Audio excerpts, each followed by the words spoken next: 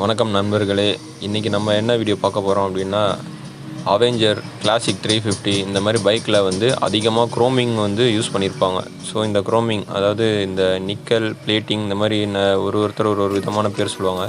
இந்த பிளேட்டிங் ஐட்டம்லாம் வந்து பார்த்திங்கன்னா நமக்கு வந்து ரொம்ப நாள் நம்ம வண்டி ஓரம் கட்டியிருந்தாலோ இல்லை வாட்டர் வாஷ் பண்ணாமல் இல்லை சரியாக மெயின்டைன் பண்ணாமல் இருந்தாலோ மேலே வந்து ஃபங்கஸ் மாதிரி ஃபார்ம் ஆகிடும். ஒரு மாதிரி பூஞ்சை மாதிரி அப்படி உப்பு பூத்த மாதிரிலாம் சொல்லுவாங்க. அந்த மாதிரி வந்து நமக்கு வந்து மேலே ஃபார்ம் ஆகிடும். அதை வந்து எப்படி எளிய முறையில் எடுக்கலாம்? ஏன்னா வந்து நிறைய பேர் அதுக்கு வந்து பாலிஷ் இருக்குது, ஆயிலும் மண்ணும் போட்டு இது பண்ணுங்கள், அது மாதிரிலாம் நிறையா சொல்லுவாங்க. அதெல்லாம் எதுவுமே தேவையில்லை. சிம்பிளாக ஒரே ஒரு 10 ரூபா செலவு பண்ணால் போதும். அதை வந்து நம்ம ஈஸியாக நீக்கிடலாம். அது எப்படின்றத சொல்கிறேன். ஒரு சின்ன டிப்ஸ் தான் இது. நிறைய பேருக்கு தெரிஞ்சிருக்கும், நிறைய பேருக்கு தெரியாமல் இருக்கும். தெரியாமல் இருக்கவங்களுக்கு இது வந்து பயனாக இருக்கும்னு நினைக்கிறேன். ஸோ முதல்ல வந்து நம்ம அதுக்கு வந்து ஒரு பாத்திரம் விளக்குற நார், நம்ம நார்மலாக வந்து வீட்டில் வந்து பாத்திரம் விளக்குவாங்க இல்லைங்களா, இரும்பு நார், அது போதும். அது புதுசாக இருந்தாலும் சரி இல்லை யூஸ்டு நாராக இருந்தாலும் சரி, நீங்கள் ஏற்கனவே வீட்டில் பழைய நார் ஏதாவது தூக்கி போட்டுருப்போம் இல்லைங்களா, அதை கூட நீங்கள் எடுத்து யூஸ் பண்ணிக்கலாம். அதை வந்து இந்த மாதிரி பிளேட்டிங் மேலெலாம் வந்து இருக்கிற அந்த சின்ன சின்ன கருப்பு மாதிரி புள்ளிங்க மாதிரியும் க்ரீன் கலரில் மேலே ஃபார்ம் ஆகிருக்கும். இப்போ இந்த இண்டிகேட்டர் மேலே கூட வந்து க்ரீன் கலரில் ஃபார்ம் ஆகிருக்கு பார்த்தீங்களா, இதெல்லாம் வந்து லைட்டாக ரப் பண்ணாலே போதும்.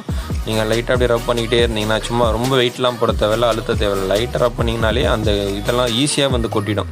அது ஆயில் போட தேவையில்லை, ஏதாவது துணி போட்டு மண் போட்டு துடைக்க தேவையில்லை, எதுவுமே பண்ண தேவையில்லை.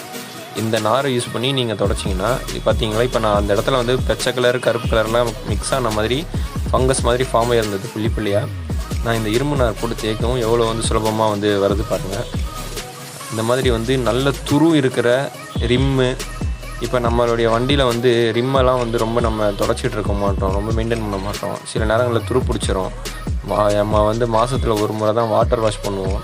அந்த மாதிரிலாம் இருக்கும்போது நீங்கள் இந்த ரிம்மில் வந்து இந்த மாதிரி இரும்பு நாரை வச்சு நீங்கள் ரப் பண்ணிங்க அப்படின்னா அதுவும் வந்து பளபளன்னு ஆகிடும். அதை நான் உங்களுக்கு செஞ்சு காட்டுறேன் பாருங்கள்.